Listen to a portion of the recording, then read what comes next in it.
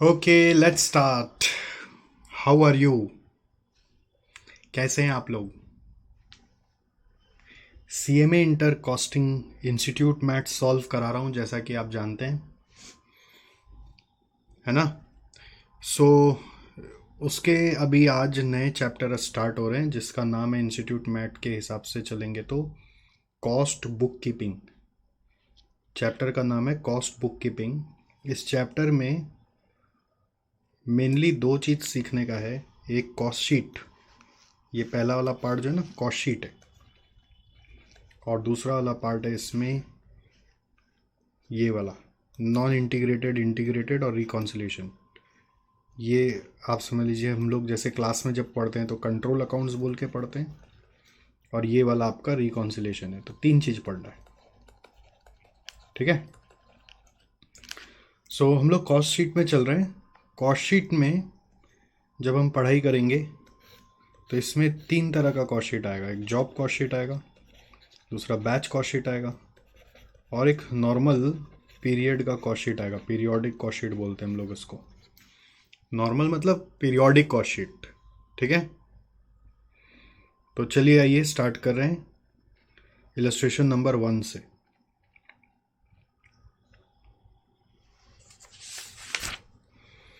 Illustration number 1 job cost sheet के बारे में, ठीक है? Job cost sheet. Following data is available from the cost records of a company for the month of March 2017। All right.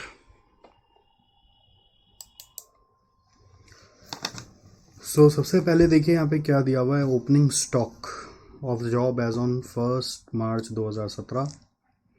Opening stock दिया हुआ है, उसमें job number 99 और 77 है। उसमें मटेरियल, वेजेस और फैक्ट्री ओवरहेड दिया हुआ, तो आप टोटल ले सकते हैं। इसमें जैसे टोटल आ रहा है 430, इसमें टोटल आ रहा है कितना आ रहा है देखो, 420, 450 और 400 जोड़कर आ रहा है 1270। Material issued during month of February नहीं होगा, यहाँ पे प्रिंटिंग एरर है, ये मार्च होगा। पूरा डिटेल मार्च का है तो ये भी मार्च का होगा। फिर आपका डायरेक्ट लेबर डिटेल्स भी मार्च का दिया हुआ है, बट इस बार चार चार जॉब का दिया हुआ है। 99, 77 पहले से चल रहा है, और दो जॉब नया लिया गया होगा, 66 और 65। फैक्ट्री ओवरहेड्स का एप्लीकेशन रेट दिया हुआ है 2 रुपया पर आवर। फिर factory overhead incurred in March is 2100। ये इस सम का यहाँ पे विलन बन के बैठा हुआ है कि इसका क्या करने का है, ठीक है? फैक्ट्री ओवरहेड इज रेट दिया हुआ 2 रुपया पर आवर। तो अगर मैं ये सम ना कराऊँ ना, तो आप 2 रुपया पर आवर से पूरा सम कर रहे होंगे। बट इंस्टीट्यूट का सॉल्यूशन देख के समझ में आता है कि यहाँ पे इसका भी कुछ ट्रीटमेंट करना है। ट्रीटमेंट ये करना है कि 4 2 6 3 8 9 1 10 करें ना, टोटल आवर्स निकल जा रहा है मार्च का, जो आ रहा है 1000। टोटल आवर्स निकल रहा है जो आ रहा है 1000, ठीक है? और 2100 रुपया आपका फैक्ट्री ओवरहेड है, जिसका टोटल आवर्स है 1000। तो actual factory overhead rate will be equal to 2.1 per our. तो इंस्टीट्यूट का जो वर्किंग है वो 2.1 से किया हुआ है, तो ऑफकोर्स आपको भी मार्क्स तभी मिलेगा जब आप 2.1 से करेंगे।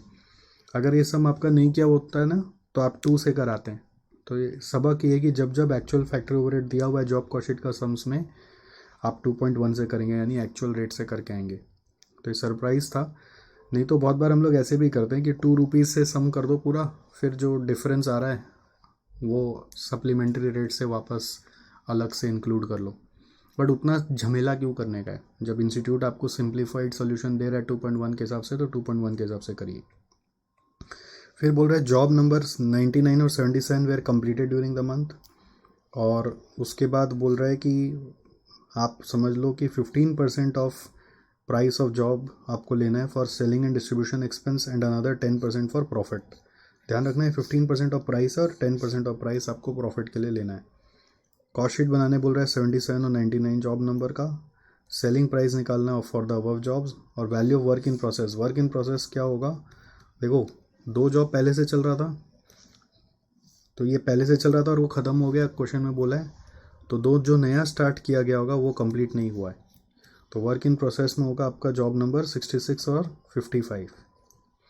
तो आपको बेसिकली 4 जॉब का टोटल कॉस्ट बताना है और उनमें से पहला 2 जॉब का आपको पूरा प्राइस तक निकालना है।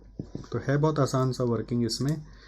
जैसे आप यहाँ पे 4 कॉलम बना लीजिए, 99, 77, 66, 65। लास्ट 2 WIP है तो हट जाएगा वो बाद में, और 99, 77 पूरा कंप्लीट हुआ तो उसका प्राइस तक अपने वर्किंग करेंगे।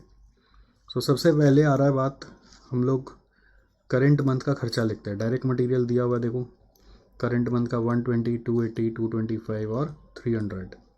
फिर डायरेक्ट वेजेस दिया हुआ है, यानी डायरेक्ट लेबर दिया हुआ है जो है 600, 450, 675, 225। फिर इन दोनों को ऐड करके आ जाएगा प्राइम कॉस्ट 720, 730, 225 और 675 मिलाने से आ गया 900, 525। फिर आएगा फैक्ट्री ओवरहेड। फैक्ट्री ओवरहेड आपका @2.1 करके लेना है। तो ये सरप्राइज था, ऐसा कोई सोच ही नहीं सकता है कि 2.1 करके लेने का है। ठीक है,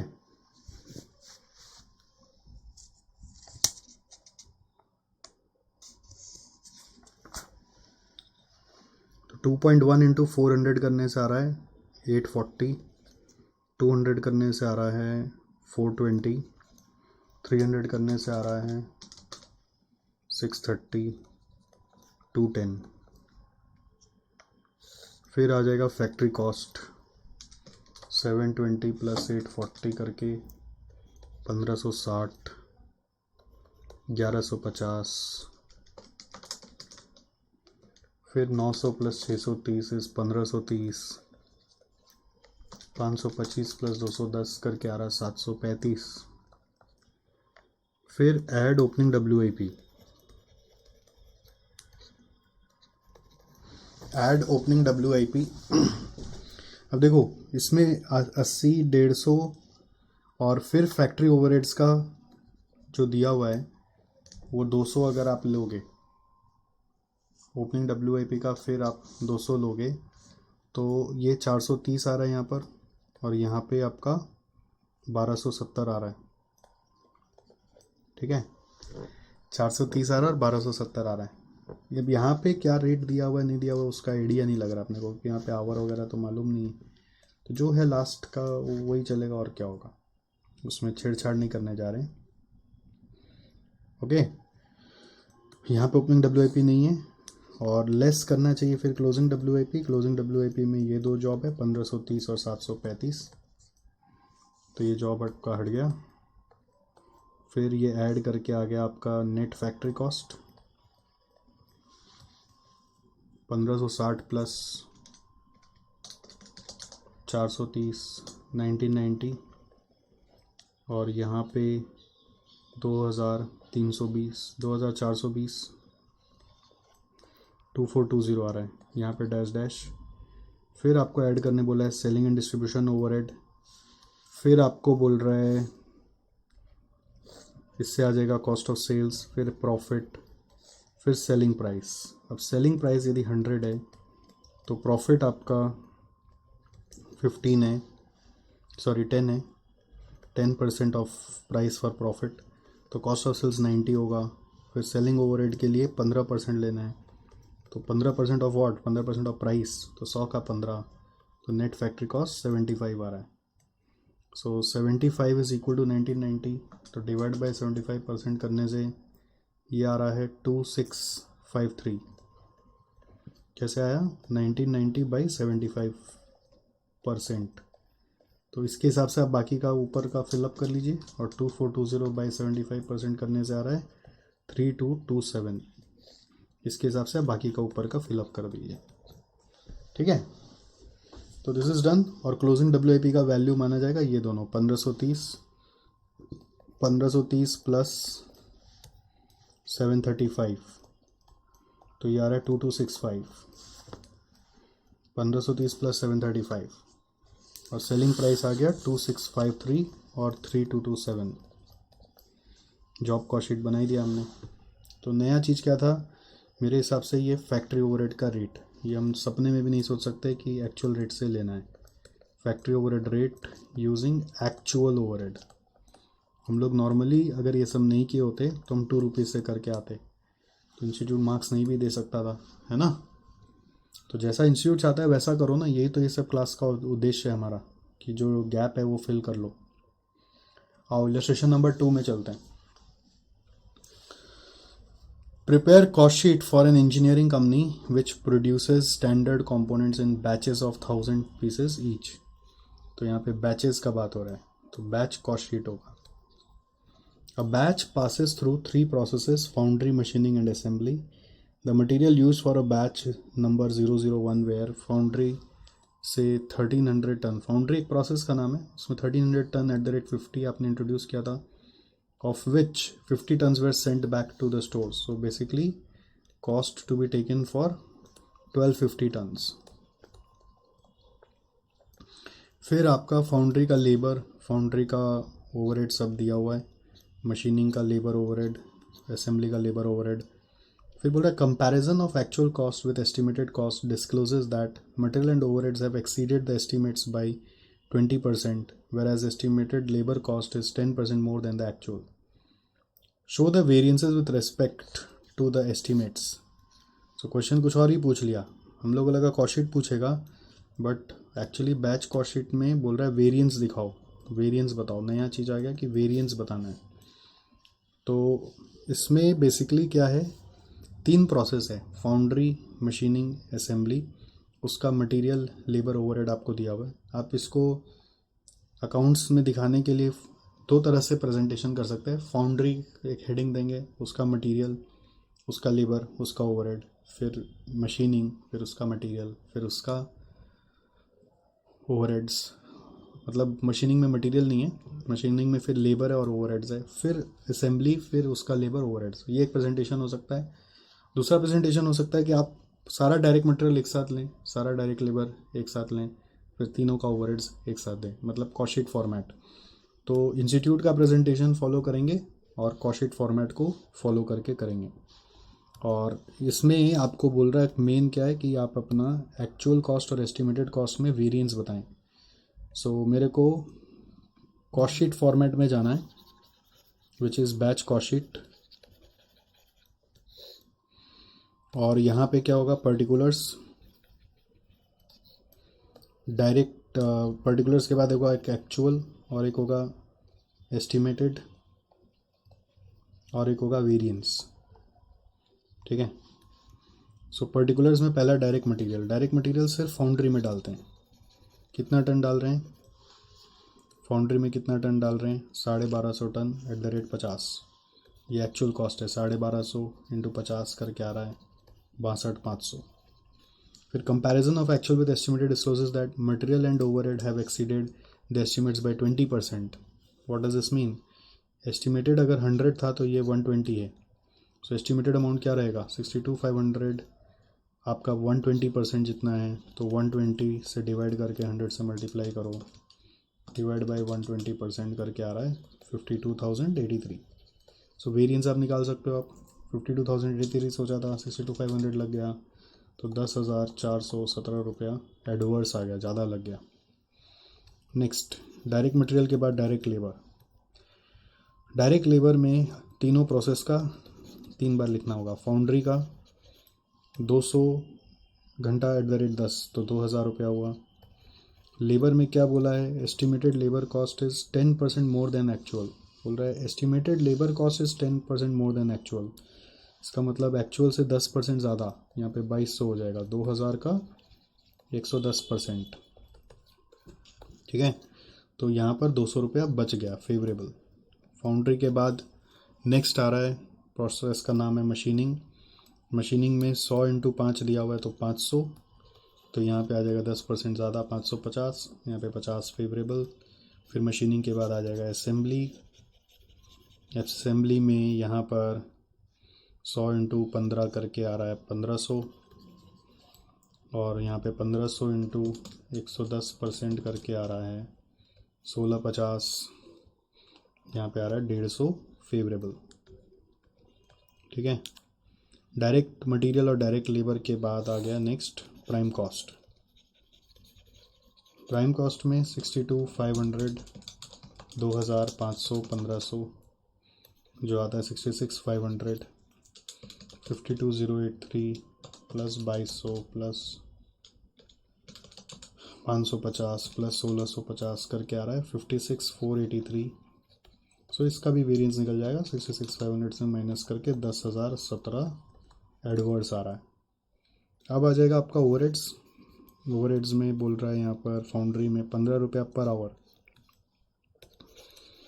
सर इतना एग्ज़ाम में अगर ऑनलाइन एग्ज़ाम होगा तो इतना प्रेजेंटेशन करना नहीं, बट अपन लिख के नहीं करोगे तो मिस्टेक हो जाएगा ना, आंसर क्या बैठाओगे।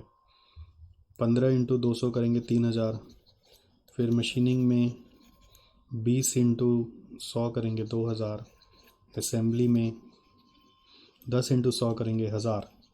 सो यूजिंग ऑल दीज आप क्या करोगे, ओवरहेड का भी बोल रहा है 20% एक्सीड किया है। So accordingly 3000 divided by 120 into 100, 3000 divided by 120 into 100। So 3000 by 120 into 100 करके आ रहा है 2500। फिर आ रहा है 2000 by 120 into 100। So 2000 by 120 into 100 1667। फिर है 1000 बाई 120 इंटू 100, तो ये क्या होगा 1000 by 120 into 100 833। So accordingly you can find the variance. 500 ज़्यादा लगा, 333 एडवर्स हो गया, यहाँ पे 167 एडवर्स हो गया। सो इससे आपका फैक्ट्री कॉस्ट आ जाएगा। फैक्ट्री कॉस्ट 3 2 5 1 6 तो 72,500, यहाँ पे 56,483, 2500, 1667, 833, 61,483 माइनस 72,500 करके 11,017, ये भी एडवर्स। ठीक है, तो क्वेश्चन में आपको बोला था बस show the variance with respect to estimates, तो यहाँ पे सम खत्म हो जाता है। ओके, अब यहाँ पे एक और चीज़ दिया हुआ है वैसे, which produces standard component in batches of 1000 pieces each, तो ये तो एक बैच का है जो 1000 पीस का है। अब ये पूरा पर बैच आ गया आपका 1000 पीस का। अगर आप चाहो तो कॉस्ट पर यूनिट बता सकते हो विच इज़ 72.5, यहाँ पे होगा 61.48, तो यहाँ पे आ रहा है 11.02 एडवर्स। पर यूनिट पे भी इंस्टीट्यूट का किया हुआ तो मैंने आपको बता दिया, तो ये हम लोग को नहीं क्लिक करता है, पता नहीं एग्ज़ाम में आप नहीं करेंगे तो कोई नंबर काट ले। इसलिए ये क्लास करने का मकसद ये है कि जो जो इंस्टीट्यूट कर रहा है आप उस चीज़ को गौर करें और उस चीज़ को भी करें। तो ये भी मेरे हिसाब से एक अच्छा क्वेश्चन था कि आपको वेरिएंस निकालना था और फॉर्मेट मटेरियल लेबर ओवरहेड वाला फॉलो करो। Variance using cost sheet format, using cost sheet format हुआ। चलो आगे बढ़ते हैं, नेक्स्ट आ जाओ आप इलस्ट्रेशन नंबर 3 पर। An advertising agency has received an inquiry for which you are supposed to submit the quotation. Bill of material prepared by the production department for the job states the following requirement of material. Paper 10 reams at 1800 per ream, तो paper cost आ जाएगा 18,000. Ink and other printing material 5,000. Binding material and other consumable 3,000. Some photography is required for the job. Agency does not have a photographer as an employee. It decides to hire one by paying 10,000 rupees to him. Estimated job card prepared by production department specifies that service of following employees will be required for this job. Okay, so artist का cost है 12,000 per month. तो एक बोल रहा है photographer का cost है, जैसे अगर मैं कॉस्टिंग सारा इधर इकट्ठा करूँ, मान लो ये 18,000 है, यहाँ पे 5,000 है, यहाँ पे 3,000 है, फिर फोटोग्राफर का 10,000 है, फिर बोल रहा है आर्टिस्ट 12,000 पर मंथ लेता है बट 80 घंटा काम करेगा, कॉपी राइटर 10,000 रुपया लेता है 75 घंटा काम करेगा, क्लाइंट सर्विसिंग 9,000 पर मंथ लेता है 30 घंटा काम करेगा, primary packing material will be required to the tune of 4,000, production overheads 40% of direct cost.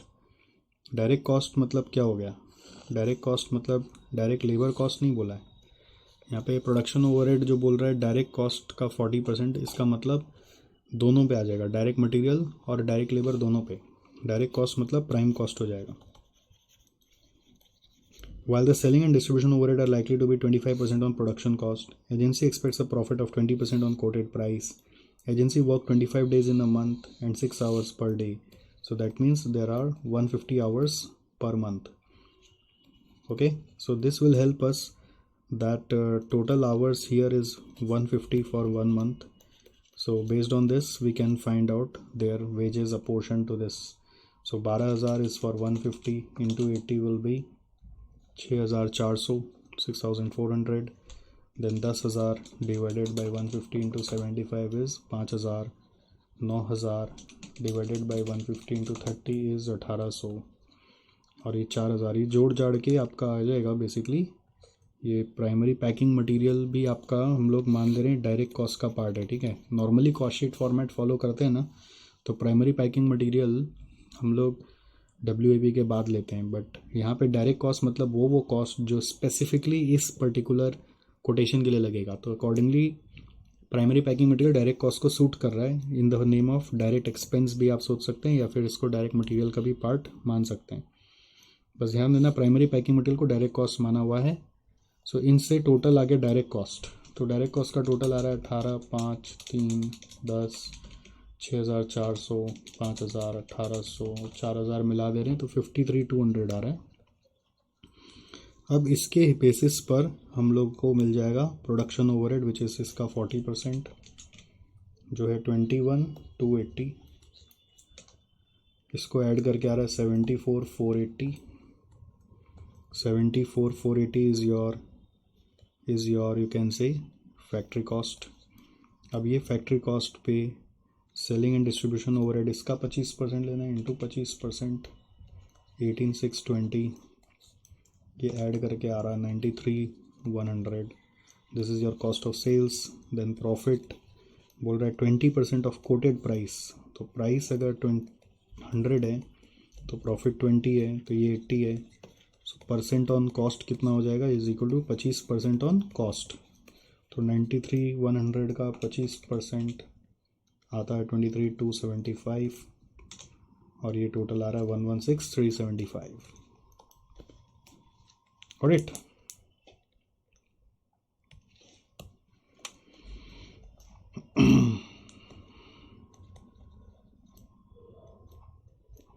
चलो आगे बढ़ते हैं। इलस्ट्रेशन नंबर 4 में आ जाइए। सो ये 4 नंबर एक सिंपल कॉस्ट शीट का क्वेश्चन है। 4 नंबर एक सिंपल कॉस्ट शीट का क्वेश्चन है।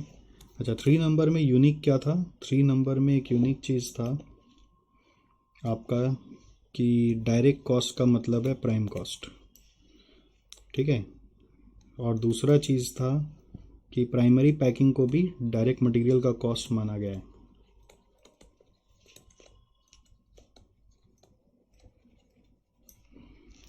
ऑलराइट,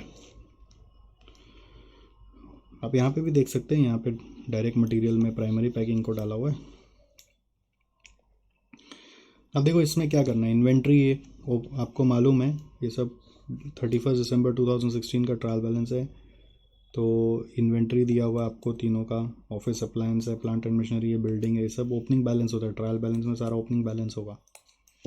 फिर सेल्स है, सेल्स रिटर्न है, मटेरियल परचेज्ड है, फ्रेट ऑन मटेरियल है, परचेज रिटर्न दिया हुआ है, direct labour, indirect labour, factory supervision, factory upkeep, heat light power, rates, miscellaneous factory commission, sales travelling, sales promotion, distribution department, wages and salaries, office salaries, interest on borrowed funds.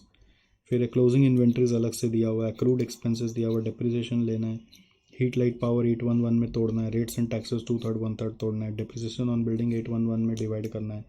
कहाँ divide करना है? Factory में, office में और distribution में। फिर बोल रहा है prepare a cost sheet showing all important components and also a condensed PL account for the year. Condensed PL का कोई सच कोई बहुत ज़्यादा नहीं है, it's just your sales minus cost of sales is profit. अब इसमें क्या आता है, कंडेंस्ड PL अकाउंट में हम लोग इंटरेस्ट नॉर्मली कॉस्ट शीट में नहीं लेते हैं, जिसको हम लोग PL में चार्ज कर देंगे। इंटरेस्ट का इफेक्ट पीएल में डाल देंगे। ठीक है, तो कॉस्ट शीट में ऐसा कोई जान नहीं है, बट फिर भी मेरा फ़र्ज़ है पूरा आपको कराना। मैं काम करता हूँ, ऊपर मैं यहाँ पे यहीं पे एक जगह इंट्रोड्यूस कर लेता हूँ।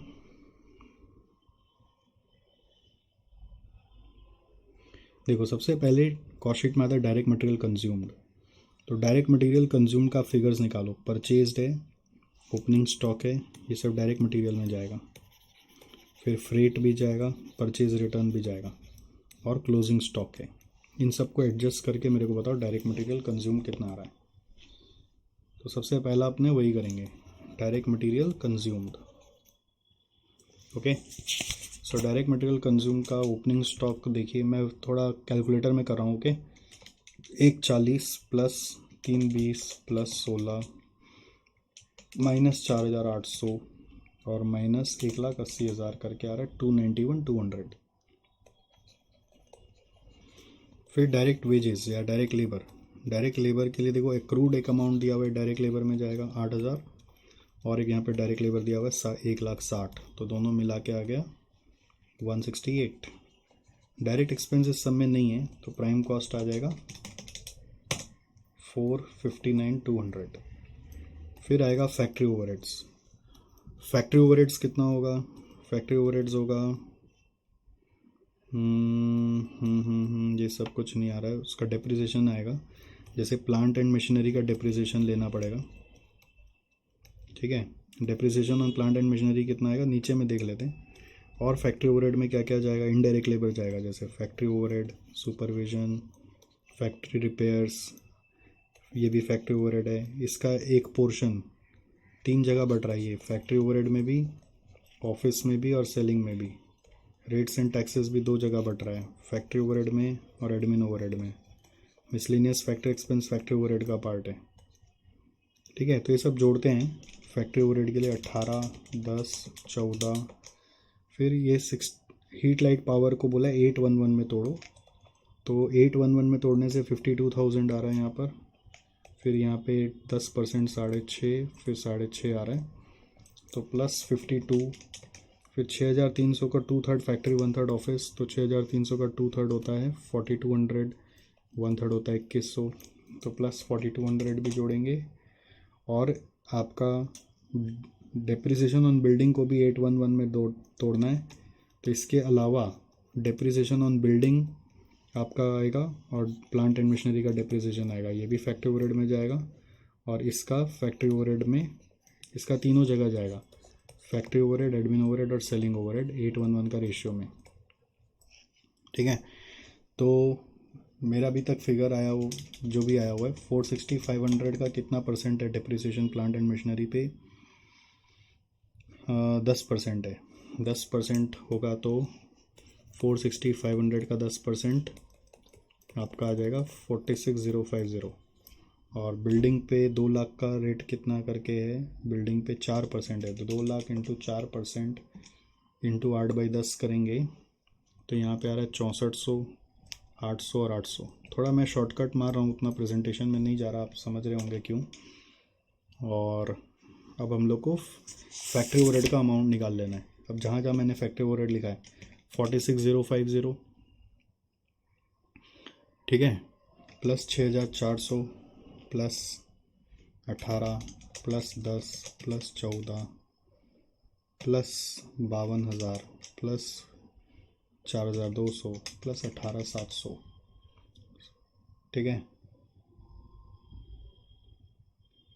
और accrued expenses of indirect labour भी एक अलग से फैक्ट्री ओवरहेड में जाएगा 1,200 प्लस 1,200। तो ये फिगर आ रहा है सारा जोड़ के 170,550। 170,550 जहाँ जहाँ फैक्ट्री ओवरहेड है उसको जोड़ दीजिए।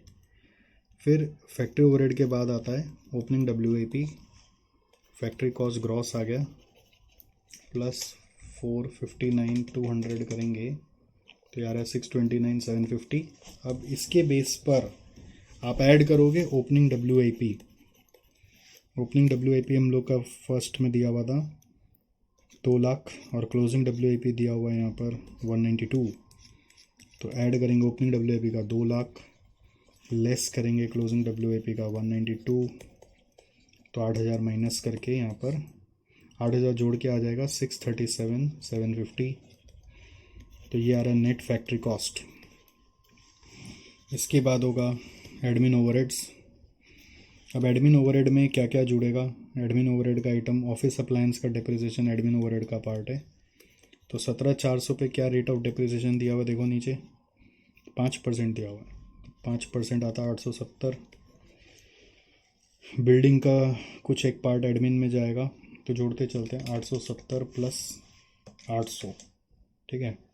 बिल्डिंग का डिप्रिसिएशन 800, फिर एडमिन ओवरहेड का हीट लाइट पावर का 6,500, रेट्स एंड टैक्सेस का 2,100,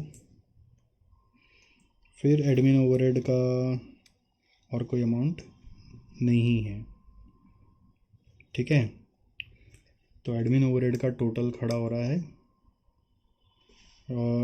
ऑफिस सैलरीज एक और है एडमिन ओवरहेड में 8,600, एक और है 8,600, सब टोटल करके आ रहा है 18,870। 18,870 सर कैसे आया 18,870? अब जहाँ जहाँ मैंने एडमिन ओवरहेड लिखा उसको जोड़ लीजिए। 8,600, 6,500, 2,100, ऊपर में डिप्रिसिएशन ऑफिस अप्लायंस का लीजिए, बिल्डिंग का लीजिए, ठीक है। तो एडमिन ओवरहेड आ गया। इससे एडमिन ओवरहेड ऐड करने से COP आ गया 637,750 प्लस 18,870 करके 656, 620 आ रहा है। फिर ऐड करेंगे आप ओपनिंग फिनिश गुड्स, लेस करेंगे closing finish goods. Opening finish goods देखिए कितना दिया हुआ है, 80,000 है, और क्लोजिंग फिनिश गुड्स कितना दिया हुआ है, 1,15,000 है। ये होगा 80,000 और ये होगा 1,15,000। सो नेट कितना आ रहा है, प्लस 80 माइनस 1,15, ये आ रहा है 621, 620, ठीक है। ये आ रहा है 621, 620। This is your COGS। फिर सेलिंग ओवरहेड लेना है। सेलिंग ओवरहेड में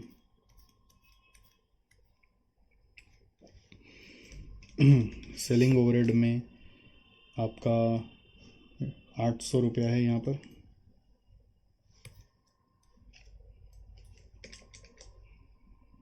सेलिंग ओवरहेड का 800, फिर यहाँ पे है 6,500, फिर बाकी ये सारा सेलिंग ओवरहेड का चारों आइटम हैं।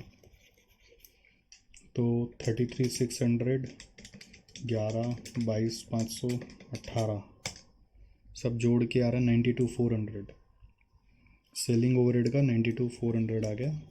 तो ये हो गया आपका कॉस्ट ऑफ सेल्स प्लस 621, 620 करके आ गया 714,020, ठीक है। कंडेंस्ड PL बोला है ना, तो वो यहाँ से शुरू हो जाता है। कंडेंस्ड PL जो बोल रहा है उसमें कॉस्ट ऑफ सेल्स आपको मालूम है 714,020, फिर इसमें इंटरेस्ट जोड़ दो, net cost of interest on borrowings. Interest on borrowings आपका देखो 2,000 है, और यहाँ पे भी एक इंटरेस्ट का आउटस्टैंडिंग अमाउंट दिया हुआ है 2,000, तो टोटल इंटरेस्ट कॉस्ट हो जाएगा 4,000।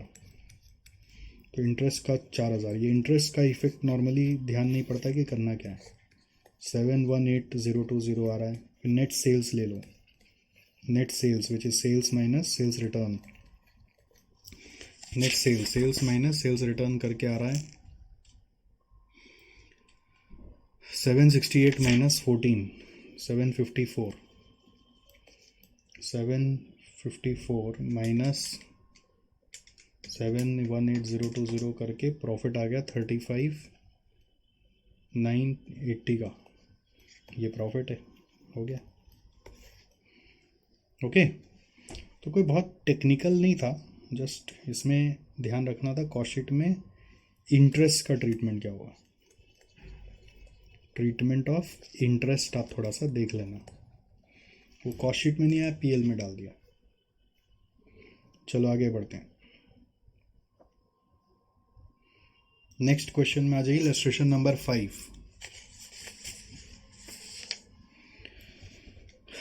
PR Limited manufactures and sells a typical brand of tiffin box under its own brand name होगा, own लिखा है, own होगा।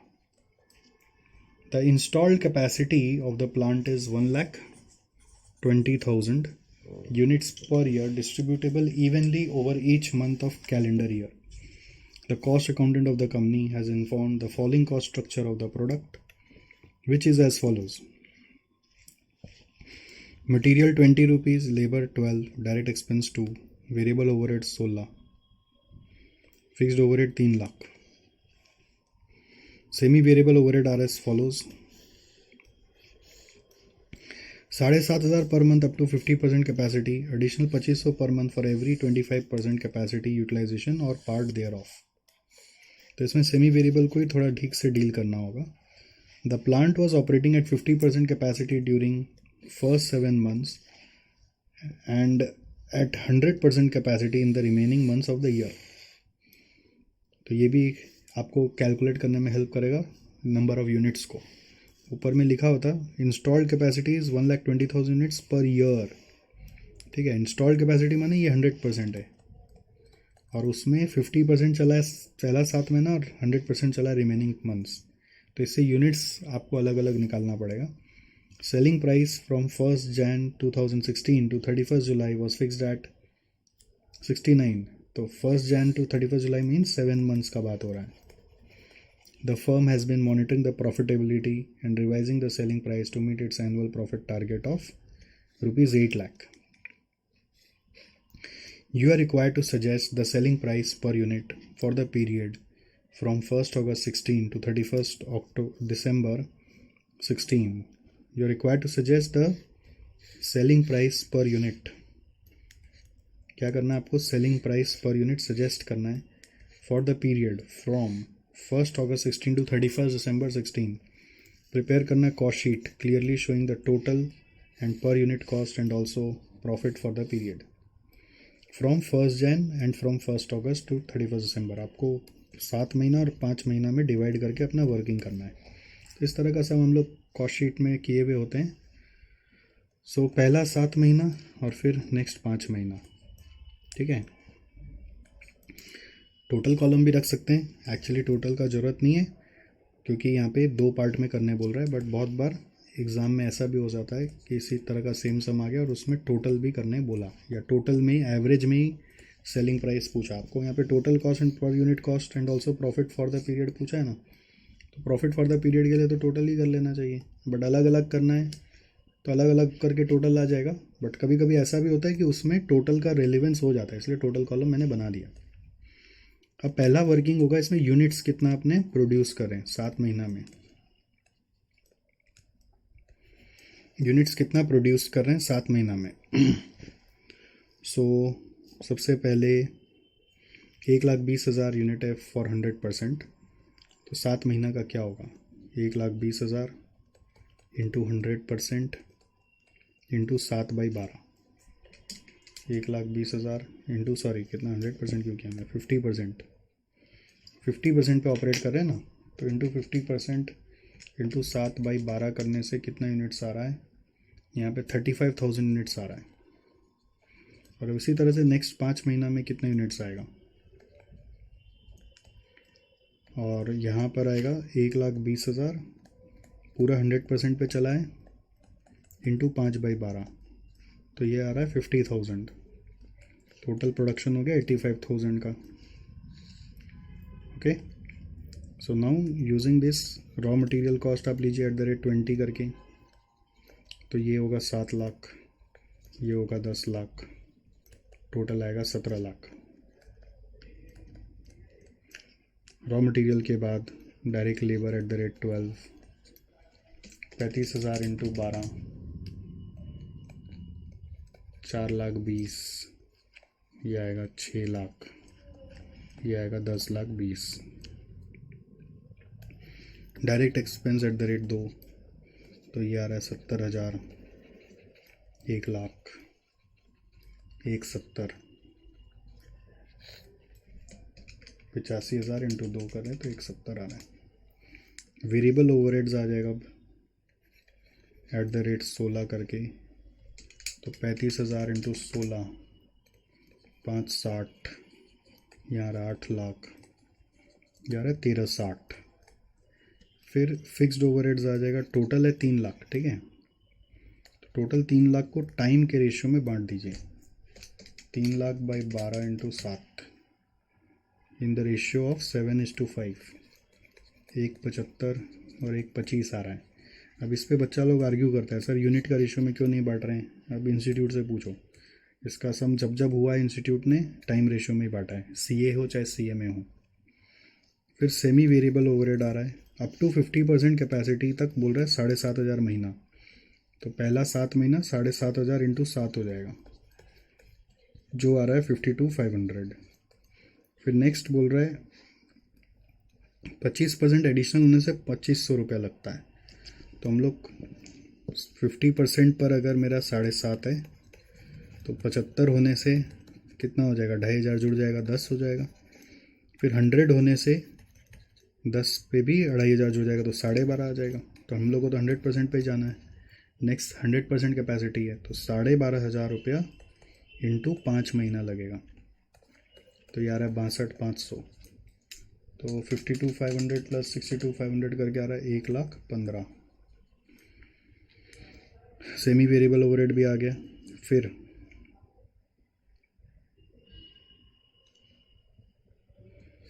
इन दोनों का टोटल, अब सबका टोटल कर देना। और क्या टोटल कॉस्ट देखो क्या आ रहा है, 7,04,20, 70, 560, 1,75, 52,500, 19,77,500। फिर 16, 1,17, 8,25, 1,25, 62,500, 26,87,500, 46,65। टोटल कॉस्ट के बाद प्रॉफिट आएगा, फिर सेल्स आएगा। तो क्वेश्चन में बोला है आपको सेलिंग प्राइस सजेस्ट करना है और प्रॉफिट हम लोग को कितना रखना है। देखो बोल रहा है एनुअल प्रॉफिट टारगेट आपको चाहिए 8 लाख का। तो एनुअल प्रॉफिट टारगेट हम लोग को चाहिए 8 लाख, ठीक है। सो एनुअल प्रॉफिट टारगेट यदि 8 लाख का चाहिए और बोल रहा है selling price from 1 Jan to 31 July was fixed at 69। तो यहाँ का सेलिंग प्राइस मालूम है 69। तो 69 इंटू 35,000 करने से ये वाला सेल्स आ जाएगा 24,15,000। उसमें से माइनस कर दूंगा मैं 19,77,500, तो ये प्रॉफिट आ गई 4,37,500 बैलेंसिंग फिगर। और टोटल बोल रहा है आपको 8 लाख चाहिए, तो माइनस 8 लाख करेंगे तो ये वाली प्रॉफिट आ गई 362,500, ठीक है। तो 362,500 प्लस 26,87,500 कर रहा हूँ, तो ये आ रहा है 30,50,000, ठीक है। तो अब सेलिंग प्राइस यहाँ पे तो 69 मालूम है, 30,50,000 बाई 50,000 करने से यहाँ पे प्राइस आ रही है 61। ओके, तो ये टोटल भी आप बैठा सकते हो, यहाँ पे पर यूनिट करने का दरकार नहीं। 30, 50 और 24, 15 करने से 54,65 आ रहा है। ऑलराइट, सो ऐसे कोई बहुत हार्ड नहीं है। आप देखिए ना, कुछ नहीं था इसमें मेन। अगर आपका ये सम नहीं किया हुआ, नॉर्मली क्लासेस में सब सम करा दिया जाता है इस तरह का, नहीं किया हो तो यूनिट्स प्रोड्यूस पे आप फंस सकते हैं। और थोड़ा सा ये ध्यान देना कि एनुअल प्रॉफिट टारगेट आपको 8 लाख अचीव करना है, तो उस पर ध्यान देना। 8 लाख यहाँ बैठा के बैलेंसिंग फिगर से निकालना है। और दूसरा फिक्स्ड ओवरहेड को कैसे बांटना है, ठीक है।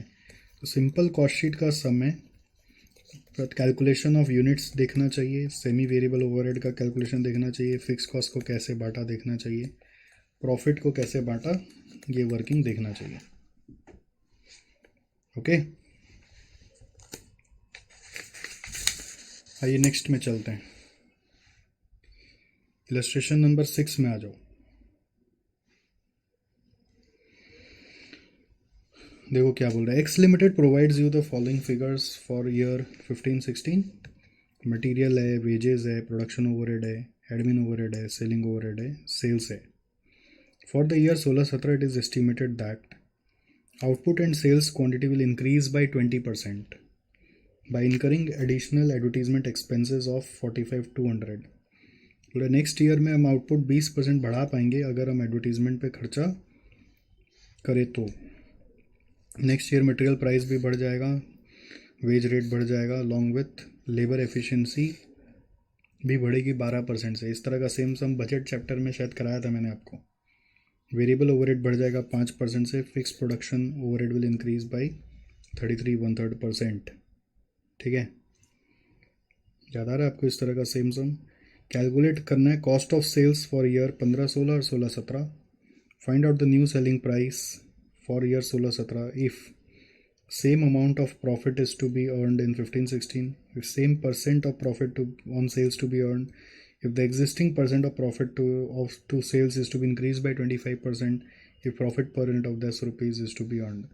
This is like CVP analysis, marginal costing जैसा वर्किंग घुसा दिया, और ये वाला जो है ये बजट में जो सिखाया था उसके जैसा घुसा दिया। तो बजट और CVP एनालिसिस का कंबाइंड वर्किंग हो गया। ठीक है, अगर आपको ध्यान हो बजट चैप्टर में ये प्रोडक्टिविटी को लेकर हम लोगों ने क्वेश्चन किया था, इलस्ट्रेशन नंबर 12-13 था, similar question of budget chapter.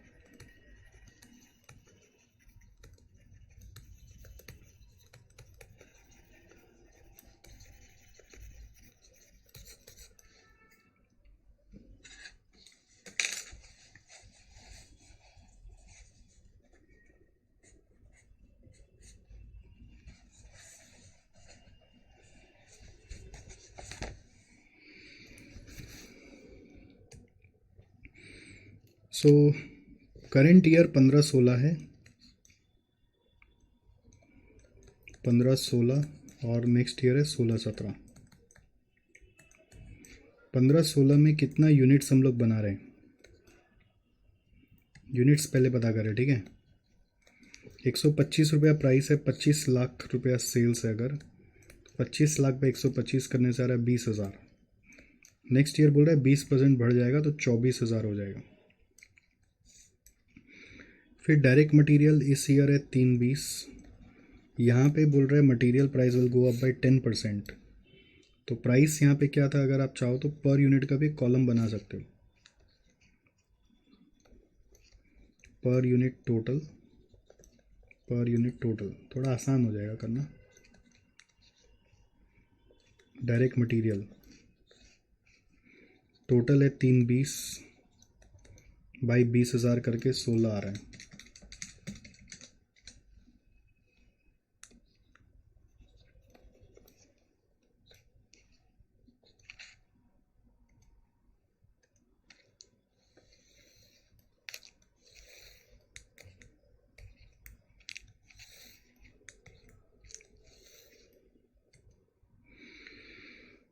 फिर यहाँ पर क्या होगा, डायरेक्ट मटेरियल के बाद यहाँ पर material price will go up by 10%, तो 17.6 हो जाएगा इंटू 24,000, तो ये आ रहा है 422,400। डायरेक्ट वेजेस का यहाँ पे 8 लाख बाई 20,000 करने से आ रहा है 40 रुपया। अब लेबर का बोल रहा है 5% से रेट बढ़ेगा और एफिशिएंसी बढ़ जाएगी 12% से। तो इसका इम्पैक्ट याद है क्या आपको, तो नया रेट क्या हो जाएगा, 40 रुपया में 105%, और एफिशिएंसी जब बढ़ जाती है 12% से, इसका मतलब हमारा कॉस्ट कम होने वाला है। कॉस्ट कम होने वाला मतलब डिवाइड बाई 112% करना पड़ेगा, इंटू 112 नहीं करना है। एफिशिएंसी बढ़ गई तो 112 इंटू कर दोगे तो रेट बढ़ गया ना, रेट को कम करना है। एफिशिएंसी बढ़ गई मतलब रेट कम होना चाहिए, यानी कि डिवाइड होना चाहिए। इसको समझाने के लिए मैंने पहले भी बताया था, एफिशिएंसी रेशियो होता है standard cost by actual cost करके, या standard time by actual time करके। एफिशिएंसी बढ़ती है तो मतलब टाइम को घटाना है, कॉस्ट भी बोल सकते हो टाइम भी बोल सकते हो, standard our by actual our. तो स्टैंडर्ड आवर के हिसाब से कॉस्ट आपका 40 रुपया है, तो एक्चुअल कॉस्ट अभी क्या होगा, अगर एफिशिएंसी रेशियो 112% है तो ये 40 है डिवाइड बाई एक्चुअल करेंगे। कॉस्ट लेना पड़ेगा भी क्योंकि अपने पास आवर्स का एग्जैक्ट डिटेल नहीं है, तो actual cost will be 40 by 112%। So 40 into 105% divided by 112% करके आ रहा 37.5 इंटू 24,000, 9 लाख। फिर डायरेक्ट वेजेस के बाद आ रहा है वेरिएबल प्रोडक्शन ओवरहेड, 25% वेरिएबल है, 25% वेरिएबल है। तो 4,80,000 का 25% कितना होता है, 240, उसका आधा 120, तो 120 से पर यूनिट आ रहा है डिवाइड बाई 20,000 करके 6, वेरिएबल ओवरहेड 5% से बढ़ गया है, तो 6 का प्लस 5% करने से 6.3 इंटू 24,000 करने से आ रहा है 151,200। फिर आ रहा है fix production overhead. Fix production overhead आपका आएगा, फिक्स प्रोडक्शन ओवरहेड आपका आएगा 480 में से बचा हुआ 360, और फिक्स प्रोडक्शन ओवरहेड को भी बोल रहा है 33 1/3 से बढ़ा दो, 360 प्लस डिवाइड बाई 3 करके आ रहा है 480, डिवाइड बाई 3 करके 120 आ रहा है, तो 120 प्लस 360 करके 480, तो 360 डिवाइडेड बाई 20,000 करने से आ रहा है 18, और 480 बाई 24,000 करके आ रहा है 20। फिक्स प्रोडक्शन ओवरहेड के बाद एडमिन ओवरहेड। एडमिन ओवरहेड है 75% फिक्स्ड, तो उसका भी वेरिएबल पार्ट पहले लेंगे जो है 25%। वेरिएबल पार्ट 25% होगा, 160 का 25% होता है 1/4 40,000। ठीक है, अब मैं वो सब वर्किंग में नहीं ले रहा, थोड़ा शॉर्टकट मार रहा हूँ। ये प्राइम कॉस्ट होगा, वो आप लिख सकते हैं यहाँ पर। फिर फैक्ट्री कॉस्ट होगा, लेना तो है ही नियम के हिसाब से, बट क्या है ना, ऑनलाइन एग्ज़ाम अगर हुआ तो उतना फॉर्मेट कौन दिखेगा। अगर आंसर ये लिखना है फाइनल, अगर मान लीजिए पूरा लिखने का बात है फॉर्मेट वाला, तो सब कुछ करना पड़ेगा आपको। तो ये 2 रुपये आ रहा है, यहाँ पे कोई चेंजेस करने नहीं बोल रहा है वेरिएबल ओवरहेड का, बट ये वेरिएबल ओवरहेड लिखा है। अगर इसमें ट्रिक देखें तो वेरिएबल प्रोडक्शन ओवरहेड नहीं लिखा है, यहाँ पे फिक्स में प्रोडक्शन ओवरहेड लिखा है, यहाँ पे वेरिएबल ओवरहेड लिखा है, तो ये एक ट्रिक हो गया ना। तो ये आपका सब में फिर लग जाएगा, प्रोडक्शन, एडमिन और एक सेलिंग में भी लगेगा ये। तो ये एक ट्रिक हो गया, वेरिएबल ओवरहेड जब बोला है तो सब में बढ़ जाएगा। 2 इंटू 105% करके आ रहा है 2.1 इंटू 24,000 करके आ रहा है 50,400। फिक्स्ड वाला पार्ट 75% है, तो 120, यहाँ पे भी आएगा 120 पर यूनिट। आप निकाल सकते हो 6 रुपया और यहाँ पे 5 रुपया, तो इसको करेंगे तो यह आ जाएगा आपका कॉस्ट ऑफ प्रोडक्शन। ठीक है, फिर इसके बाद सेलिंग ओवरहेड, उसका वेरिएबल पार्ट 1/3 वेरिएबल है, तो 80,000 वेरिएबल है, पर यूनिट आ रहा है 4 रुपया। फिर 4 रुपया भी 5% बढ़ा दीजिए, 4 इंटू 105% 4.2 इंटू 24,000, ये आ रहा है 1,08,000। फिर आएगा फिक्स्ड। फिक्स्ड का यहाँ पर सेलिंग ओवरहेड का 240 है ना, तो 240 का 2/3 160, तो 160 बाई 20,000 करके आ रहा है 8, और फिक्स में कोई चेंज करने नहीं बोला है, तो 160 बाई 24,000 करके आ रहा है 6.67। अब आ गया आपका कॉस्ट ऑफ सेल्स, सबको जोड़ लेते हैं। 320 8 लाख। अच्छा, एक और खर्चा था एडवर्टीज़मेंट का, एडवर्टीज़मेंट एक्सपेंस 45,200 का, तो वो एडवर्टीज़मेंट भी फिक्स्ड के जैसा ही हो जाएगा, वो भी आपका यहाँ पे 45,200 फिक्स्ड में डाल दो। 45,200 बाई 24,000 करने जा रहा है 1.88। अब टोटल करो, ये cost of sales first part यहाँ पे कंक्लूड हो रहा है। कॉस्ट ऑफ सेल्स यहाँ पे कंक्लूड हो रहा है, आप देखिए टोटल करिए कितना आ रहा है। 320 8 लाख, 120 360 40 120 80 160, सब जोड़ के आ गया 20 लाख। डिवाइड बाई 20,000 करके आ रहा है 100 रुपया। 422 400 9 लाख 151 200 480 50 400 120 1,08,000 160 45 200 24,30,000 डिवाइडेड बाई 24,000 101.25 आ रहा है।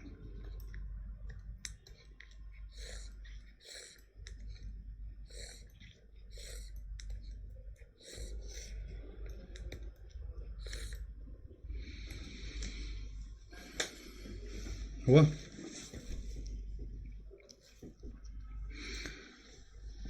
अब क्या बोल रहा है, find out the new price if the same amount of profit per unit is earned as in 15-16। So अभी अलग अलग सिचुएशन पे करना है। अभी सेलिंग प्राइस 125 है। मैं एक पेज इंसर्ट कर रहा हूँ। पार्ट बी करके मजा आएगा। पार्ट बी का 1। तो 15-16 का पहले मुझे बताओ प्रॉफिट कितना अमाउंट है, अमाउंट ऑफ प्रॉफिट। मेरे को टोटल कॉस्ट मालूम है 20 lakh, price cost per unit 100 और सेलिंग प्राइस 125। तो प्रॉफिट अमाउंट हो रहा है 125 माइनस 100 इंटू 20,000, यानी कि 5 लाख आ रहे हैं। 25 इंटू 20,000 करके आ रहा है 5 लाख। ये हुआ 15-16। तो मेरे को वही सेम अमाउंट यदि कमाना है, प्रॉफिट अगर 5 लाख कमाना है, मेरे को मेरा कॉस्ट मालूम है, कॉस्ट ऑफ सेल्स है 24,30,000। 24,30,000। सो सेल्स होगा 29,30,000 डिवाइडेड बाई 24,000 करेंगे तो ये आ रहा है 122.08। सेकेंड पार्ट में क्या बोल रहा है, same percent of profit on sales to be earned. तो प्रॉफिट परसेंट ऑन सेल्स कितना है, तो यहाँ पे 5 लाख अगर आपका प्रॉफिट अमाउंट है, सेल्स अमाउंट 25 लाख है, तो ये 20% ऑन सेल्स है। तो that is equal to 25% on cost. So that way यहाँ पर आपको प्रॉफिट कितना चाहिए, 24,30,000 का 25%। 25% कितना आएगा, 24,30 का 25% करने से 6,07,500। सो सेल्स आ रहा है 6,07,500 प्लस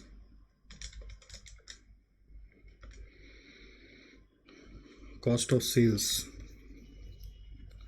24,30,000।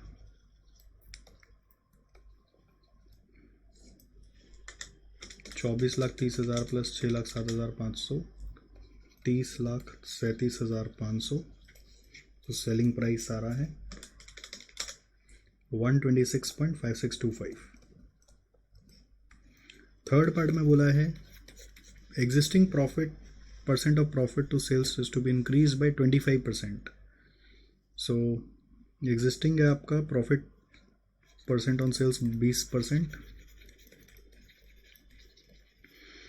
और आपको यहाँ पे कितना चाहिए, 20% को 25% से बढ़ाओ, तो 125% कर देंगे 20% का। ठीक है, तो ये आ रहा है 20 इंटू 125% करके आएगा, तो 25% on sales and that will be equal to 1/3 on cost. So cost आपको मालूम है 24,30। ठीक है, तो 1/3 ऑन कॉस्ट कितना आएगा, 24,30,000 का बाई 1/3 8,10,000 आ रहा है। सो कॉस्ट आपको मालूम है 24,30, तो सेल्स कितना आएगा 32,40,000। फिर सेलिंग प्राइस आ जाएगा 3240 डिवाइडेड बाई 24,000 इज 135। और पार्ट 4 में बोल रहा है एग्जिस्टिंग प्रॉफिट पर यूनिट कमाना है, profit per unit of ₹10 to be earned. और तो cost of sales per unit मैंने निकाला था, वो था हमारा 101.25। 101.25, तो दोनों को जोड़ के आ जाएगा 111.25। प्रेजेंटेशन जैसे भी करो वर्किंग वही होना चाहिए, लेकिन कोशिश करके आंसर इंस्टीट्यूट से मैच हो, अनटिल अनलेस इंस्टीट्यूट रॉन्ग हो।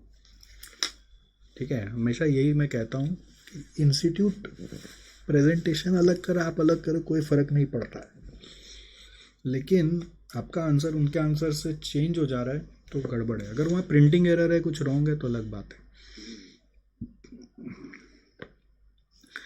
आइए इलस्ट्रेशन नंबर 7 करते हैं। The following are the costing records for the year 2017 of a manufacturer. Production बोल रहा है 10,000 unit material 2 lakh, labour 1 20, factory overhead 80, office overhead 40, selling expense, rate of profit on selling price दिया हुआ है, तो ये 10,000 का है। Manufacturer decided to produce 15,000 units in 2017। It is estimated that the cost of material will increase by 20%। ठीक है, the labour cost will increase by 10% and 50% of overhead charges are fixed and other 50% are variable. Selling expense will be reduced by 20%. The rate of profit will remain same. Prepare a cost statement for year 17 showing the total profit and selling price per unit. दोनों ही तो 17 लग रहा है। 17 क्यों लिखा? एक 10,000 का, एक 15,000 का करना है, दोनों तो फॉर द ईयर 17, फिर डिसाइडेड टू प्रोड्यूस इन 17, तो 17 का दोनों ही करना है। 10,000 पे एक बार करना है, एक बार 15,000 पे करना है। एक तरह से फ्लेक्सिबल बजट का क्वेश्चन हो गया रे, लाइक फ्लेक्सिबल बजट। सो 10,000 और 15,000 per unit total, per unit total. पहले डायरेक्ट मटेरियल करते हैं। डायरेक्ट मटेरियल बोल रहा है क्वेश्चन 10,000 पे 2 लाख, तो पर यूनिट आ गया 20 रुपया। फिर बोल रहा है 15,000 पे cost of material will increase by 20%, तो 20 का हो जाएगा 24, तो 24 इंटू 15,000 करने से आ रहा है 360।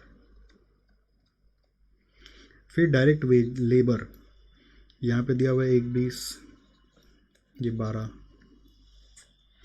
ठीक है, और 12 का कितना बोल रहे हैं? It is estimated that labour cost will increase by 50%, 10%, तो 13.2 इंटू 15,000। जब भी रेट वेट चेंज हो रहा हो ना पर यूनिट बनाने से, चाहे इंस्टीट्यूट बना रहा हो नहीं बना रहा हो, आप अपना वर्किंग में पर यूनिट बनाओगे, आपका सम एकदम सटीक बनेगा।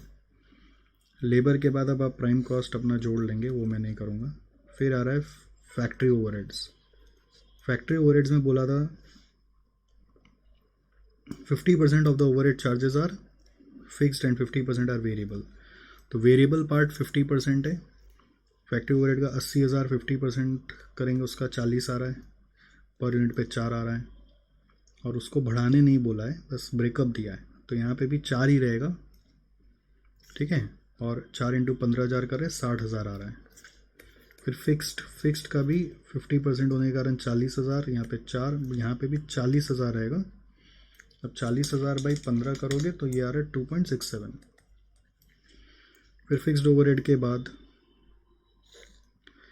फैक्ट्री कॉस्ट, फिर फैक्ट्री कॉस्ट के बाद ऑफिस ओवरहेड्स। ऑफिस ओवरहेड्स है आपका, उसमें भी फिर ये ओवरहेड सारा बोला है ना, 50% ऑफ ओवरहेड्स, और जो बोला है this should be applicable for all, factory overhead, office overhead, admin overhead और सेलिंग ओवरहेड, सब के लिए।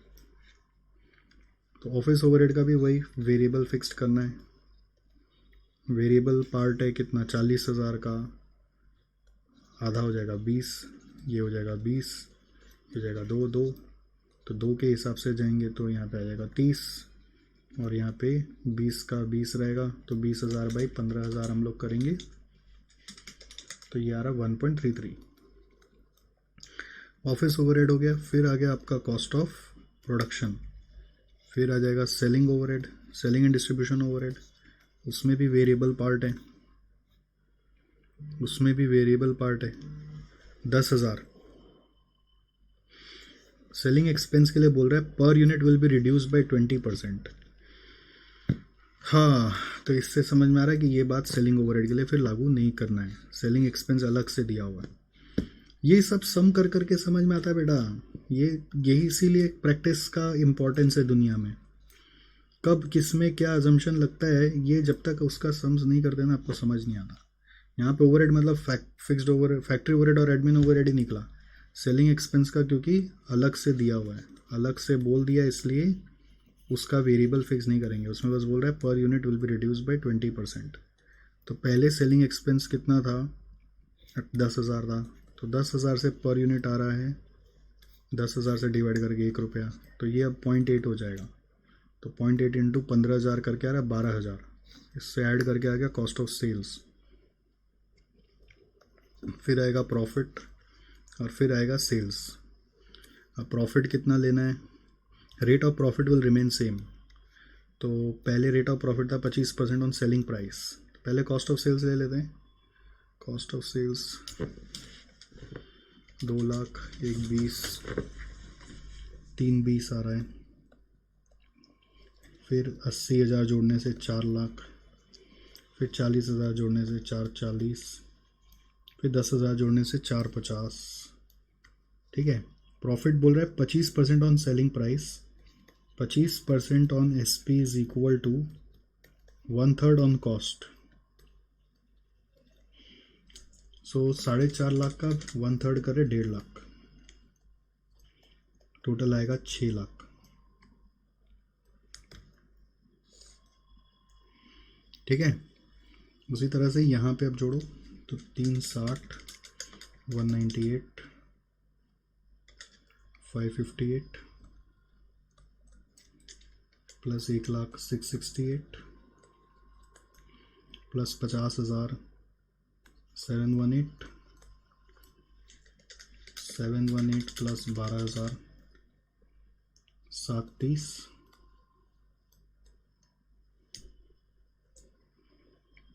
730 और उसका 1/3 करने से आ रहा है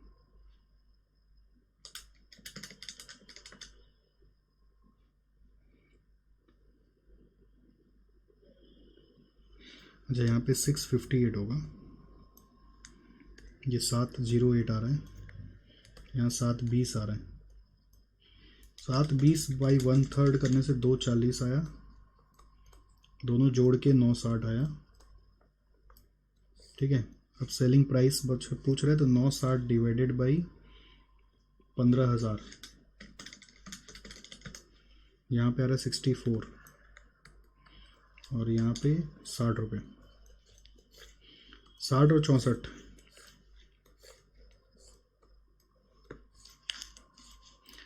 जहाँ जहाँ मैं नहीं किया वो सब, अगर मान लीजिए ऑफलाइन एग्ज़ाम होता है तो वो सब करना पड़ेगा आपको। 60 और 64 इज़ योर आंसर।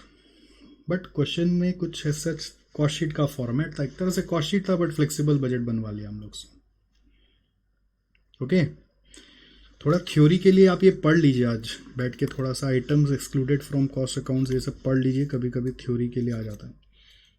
ओके, ये सब सजेस्ट करेंगे, एक बार पढ़ लीजिए। अगली क्लास में हम लोग नॉन इंटीग्रेटेड का पार्ट से स्टार्ट करेंगे। ओके, चलिए, धन्यवाद, बहुत बहुत शुक्रिया, थैंक यू सो मच। फिर मिलते हैं चलते चलते, हंसते हंसते।